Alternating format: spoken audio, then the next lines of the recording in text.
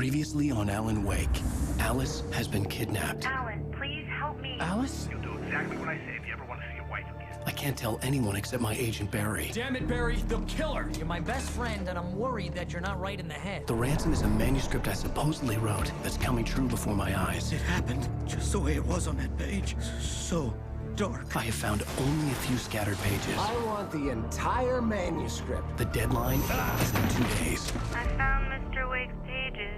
Good girl.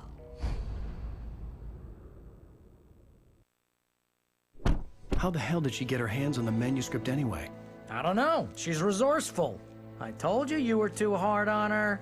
Listen, I found out all sorts of interesting stuff while I was digging around. Yeah. Mr. Wake, it's Sheriff Breaker. We have an FBI agent here, Agent Nightingale. FBI? He's anxious to see you. You'd better come to the station. Okay, I'll be right over, Sheriff. Let's make this quick, huh? Help you folks? Name's Randolph. I'm the manager. We're looking for Rose. Works as a waitress down at the diner. Rose, sure. Nice girl. Who wants to know? I'm Alan Wake. The writer, huh? I heard on the radio you were visiting. Well, I'll show you her trailer. That Rose, she's a nice girl. Always pays her rent on time. As I was saying, Al, I found all sorts of weird stuff from the local newspaper's archives. This place is crazy. Disappearances, mysterious deaths, urban legends come true, and get this, most of this stuff takes place around Cauldron Lake. Well, you ain't wrong, mister. The Indians thought the lake was a doorway to the underworld. I'm the God-fearing type myself. I don't hold with that sort of thing. Yeah, okay. Anyway, there was an island there owned by a guy called Thomas Zane. Now, some of the articles I found about him make him out to be a famous writer, but I ran a bunch of searches, couldn't find a single thing he wrote. Zane was heavily into diving, so much so that the place came to be called Diver's Isle. But the volcano under the lake erupted in 1970, and Zane went down with the island. Yeah, how about that? It was there in the morning, as if it had fallen from the sky. But it would take a tornado to lift something like that. We're damn lucky it didn't crush any of the trailers.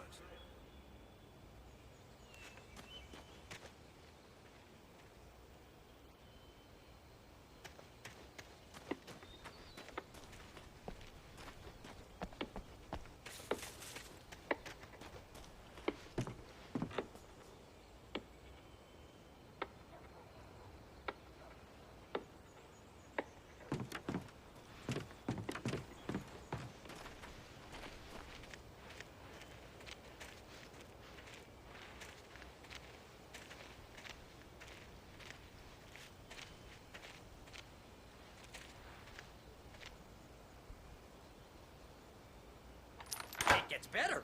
A local girl, Barbara Jagger, drowned in Cauldron Lake just a week earlier. They were lovers. Sure, Jagger's a local spook story. The Scratching Hag comes for you in the dark. Childish stuff like that. Anyway, Al, I'm just getting to the best part. All of the articles about this stuff were written by Cynthia Weaver. I asked around, and she's that crazy bag lady you met. What, the lamp lady? She can be a little loopy, but she's not homeless or anything. Yeah, anyway, she knew both Jagger and Zane before they both died, and she had some kind of a breakdown.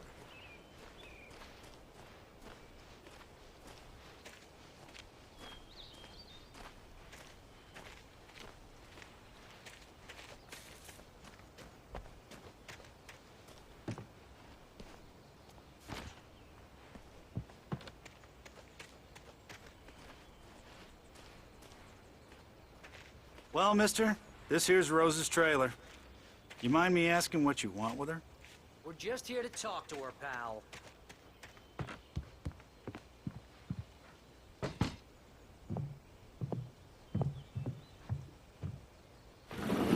Welcome to...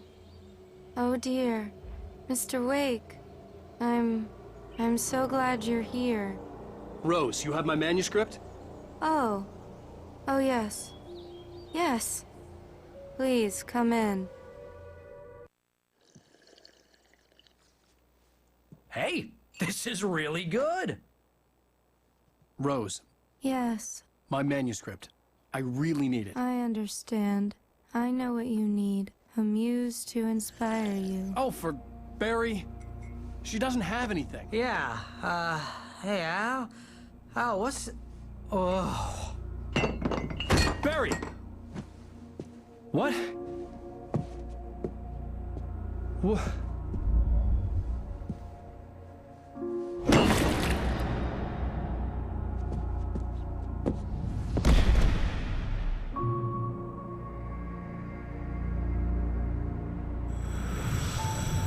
It's coming for you, hiding in my barber's skin.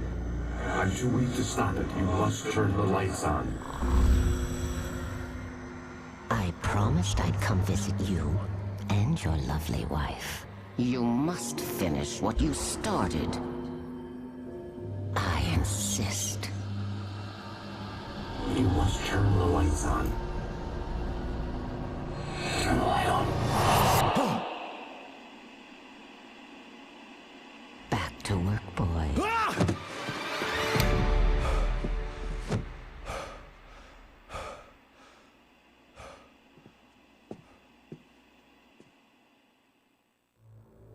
I felt nauseous, hungover. Only anger kept me going.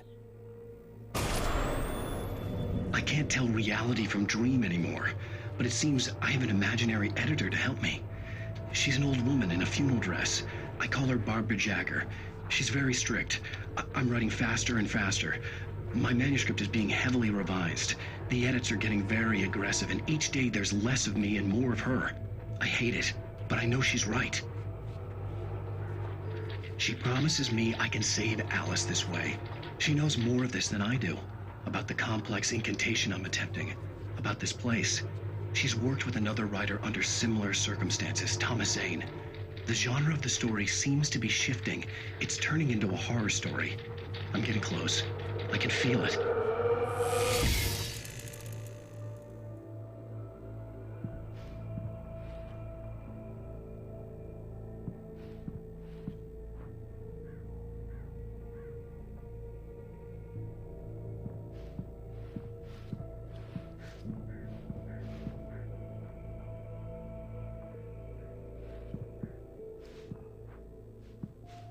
Rose took a day from me. I had less than 12 hours left to meet the kidnapper.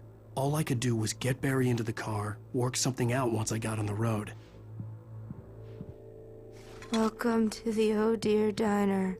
What can I get you today? Coffee? I couldn't work up much hate for Rose. Something had used her to get to me and left its mark. First refill is free. Milk and sugar on the counter there. Would you like to hear today's specials? Thank you. A nice day. Come back soon.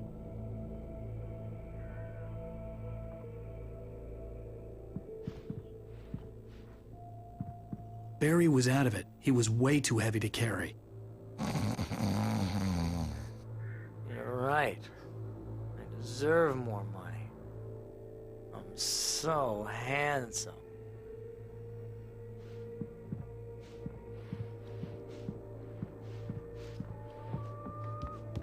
My gun and flashlight were gone. I'd have to find a way to get Barry into the car as quickly as possible. There was no time to waste. Mr. Randolph liked Rose. That little smile she had. How she was still sweet when life had tried so hard to make her bitter. It wasn't any of his business what she did in her trailer. But those strangers, the writer and his smart-ass sidekick, looked like trouble. And they'd been in there for hours, way past her normal bedtime. He reached for the phone and called the sheriff's station.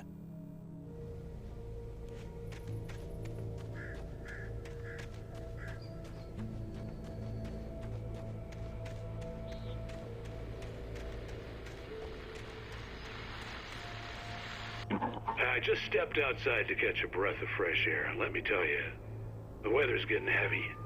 Nights like this make me especially glad I'm here talking to you and not home in bed. Once the weather takes a turn like this, I can't sleep at all. It's all tangled bed sheets and dark thoughts, punctuated by the occasional plunge into nightmare. Is it just me? Well, perhaps it is. But I hope I can make the night a little bit easier to get through. Caller, you're on KBF FM. Hey, Pat, it's Walt Snyder. What's on your mind, Walt? Well, I am the way you are, but, well, I can't sleep either, you know? I just been staring out the window here, trying to make sense of it all, but, I ain't been drinking either, you know? I just... Well, you sound like a man with a problem, Walt. I had argument with Danny. You know, Danny, and, then I got in trouble with the law, you know, and, I'm just, well... I heard something like that, Walt. Yeah, well, you know, Danny's my best friend, and, they let me out on bail today. And now I'm just alone here at the window, you know, waiting. Man, and there's something in the air tonight, man. I was just outside looking up at the sky above our broadcast tower thinking the same thing. What are you waiting for, Walt? I don't know. You know, something's gonna happen. You know, I think I better go. Well, Walt, maybe... No, thanks, Pat. Well, good luck to you, Walt. Hang in there. Let's take a little break, folks. This weather's really something else, huh? How can I be sure?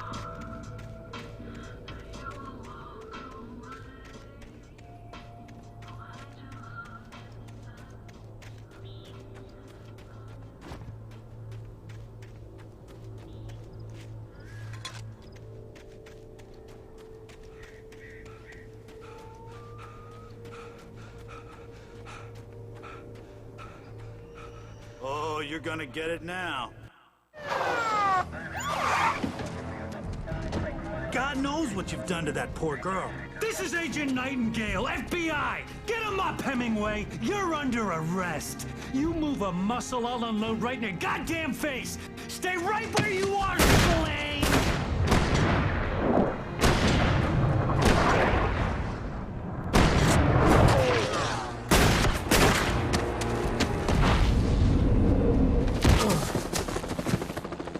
What are? I'm standing right here, you goddamn maniac!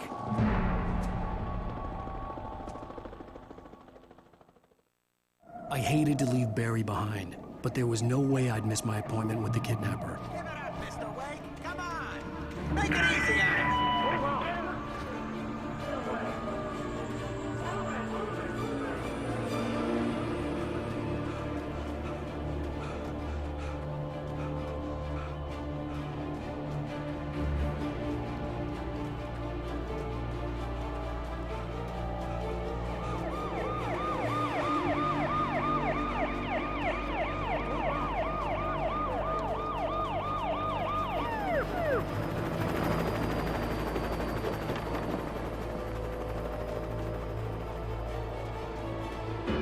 There he is!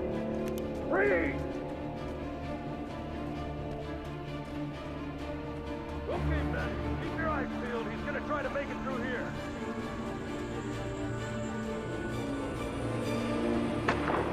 Oh, damn.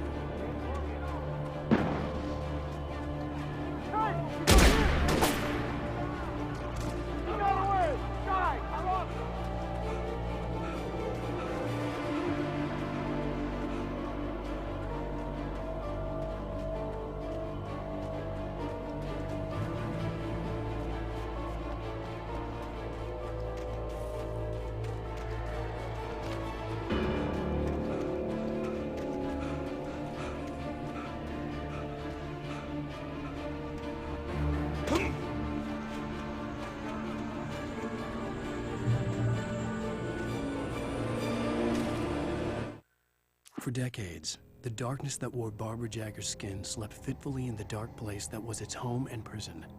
It was hungry and in pain. It dreamed of its nights of glory when the poet's writing had called it from the depths and given it a brief, terrible taste of power and freedom. The rock stars had stirred it from the deep sleep the poet had sunk it back to in the end. When it sensed the writer on the ferry, it opened its eyes.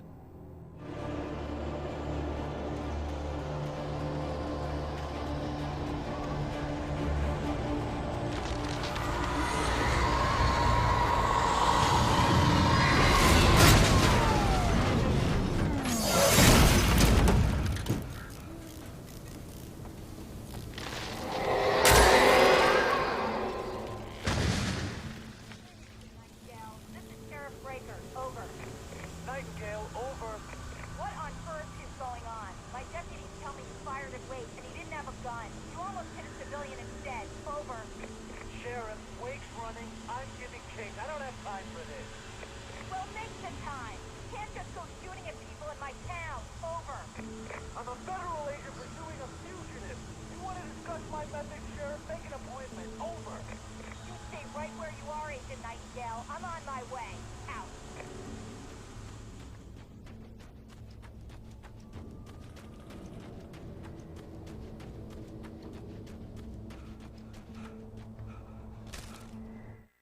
Rose didn't know how the strange old lady got in her trailer, and she looked wrong somehow. The woman showed her teeth in an approximation of a smile and traced a finger down Rose's cheek. "Pretty girl," she said. Rose felt as if she was falling asleep, but her knees didn't buckle. The crone spoke in a whisper, her words ice cold and dark in Rose's ear.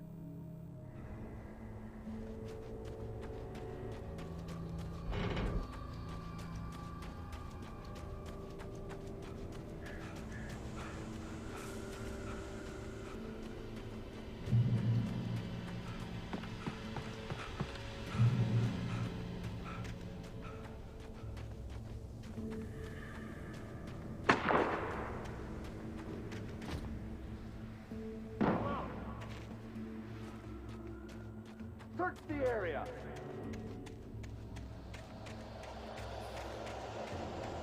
Stay sharp. This way. Over here. Hey, who's there? You are his man.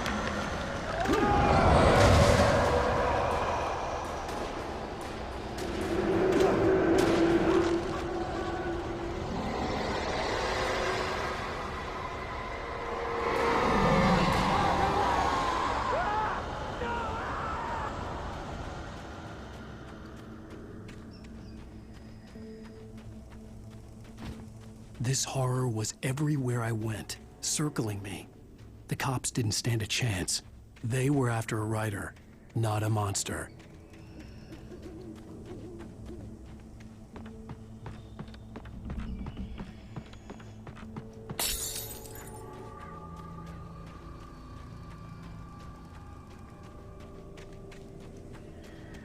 Sheriff Breaker, this is Agent Nightingale. I've lost contact with most of the men you assigned to me.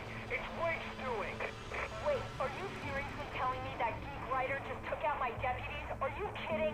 I mean, have you seen this guy? He wears a tweed jacket. Over. He's the guy we're chasing. If it's not him, who then? Bigfoot? Over. I don't know yet, but I'm not in the habit of jumping to conclusions. That tends to come back and bite you in the ass. Out.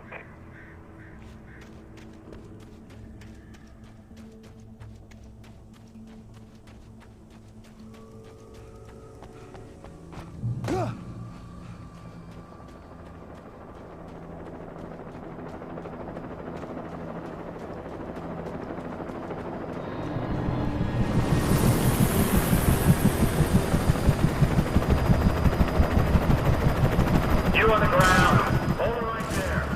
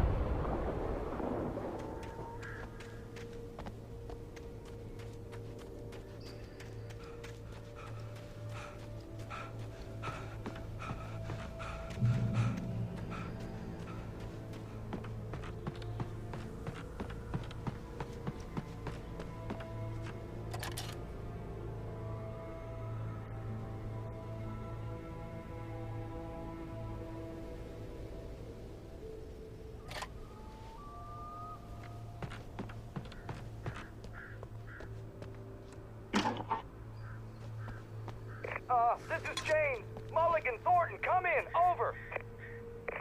Thornton here. James, we got both Wheeler and Rose in custody. They didn't put up a fight or anything. Why, they were... Hey, Mulligan, what are you doing? Come on. Sit down and give me that. James, Mulligan here. Over. Go ahead, Mulligan. Over. We got Wheeler and Rose here. Wheeler's drunk or hopped up on something. Speaking of which, that Fed had a pretty distinctive whiff of Otis Scotch about him, if you know what I mean. Over. I don't have anything on that, Deputy Mulligan. Over.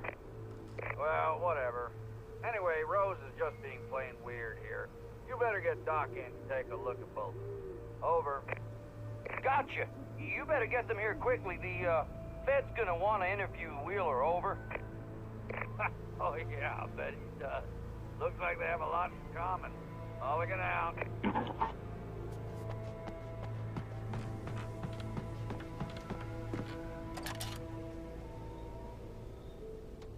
I could see the lights of the radio station in the distance.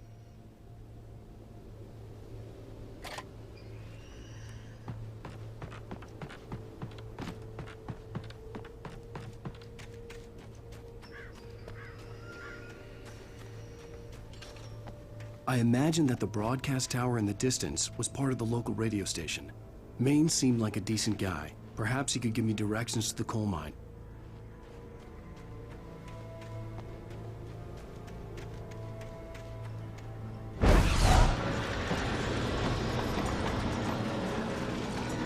Unnatural shadows clung to the gate. The darkness that was after me was trying to stop me. I wouldn't get through without a light.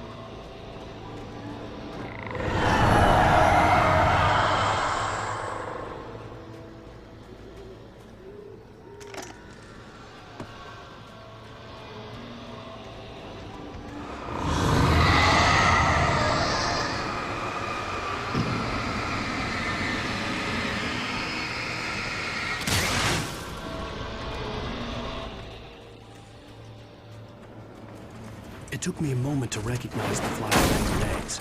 They were an ideal weapon for my situation. Team 1, come in. Over.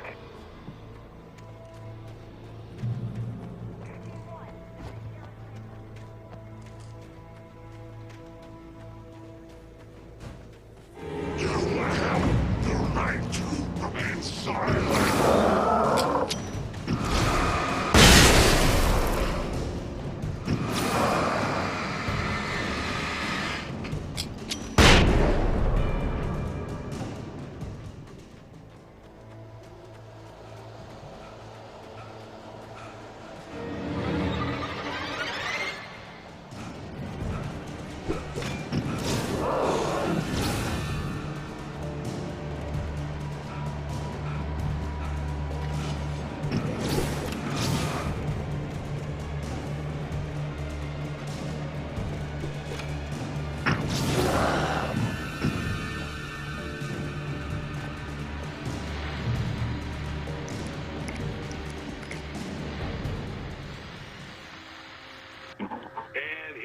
Call. You're on KBF-FM with Pat Maine. It's Milt Peabody, Pat. What's on your mind, Milt? Well, I live near the trailer park, Pat, and there's a big ruckus going on over there. Well, that's just up the road from me, too. What's going on, do you know?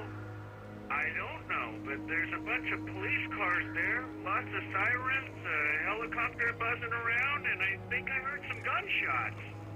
Gunshots? Yes, sir, like from a pistol. So can you find out what's going on? Because it's just next door and they're popping off guns there. They're still shooting?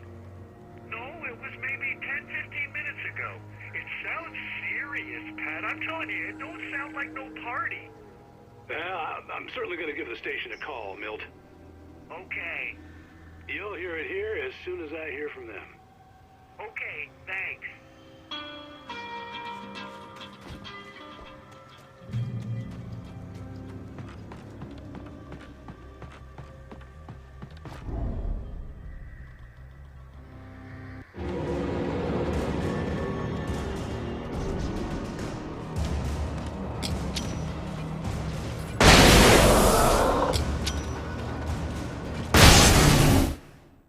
Touched by the dark presence, Rose was lost in a dreamland where everything was drawn in black and gray crayons. The old lady had promised her that all her wishes would come true. She would be Alan Wake's muse. She was smiling so hard it hurt her face. She crushed a bottle full of sleeping pills into the coffee. Deep down inside, she was screaming in terror.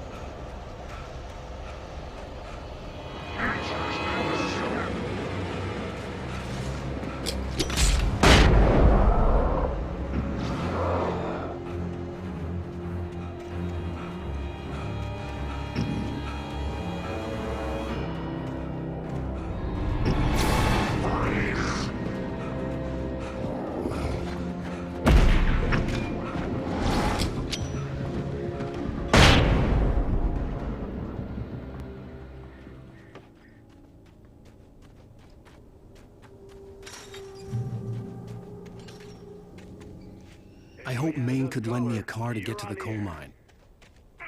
It's Lorna Miles. Oh, why, hello, Lorna. What do you have for us?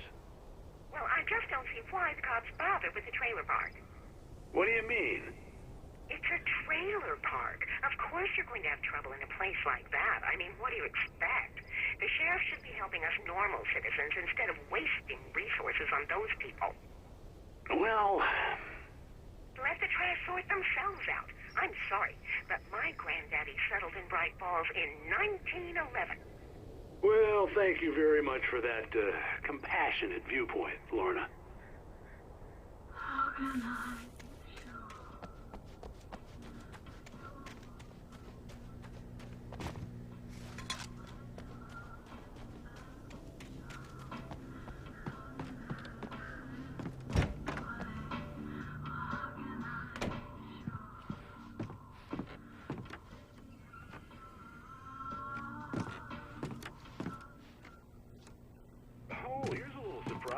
The famous writer Alan Wake just walked in. Folks, I'm going to see if I can talk him into an interview.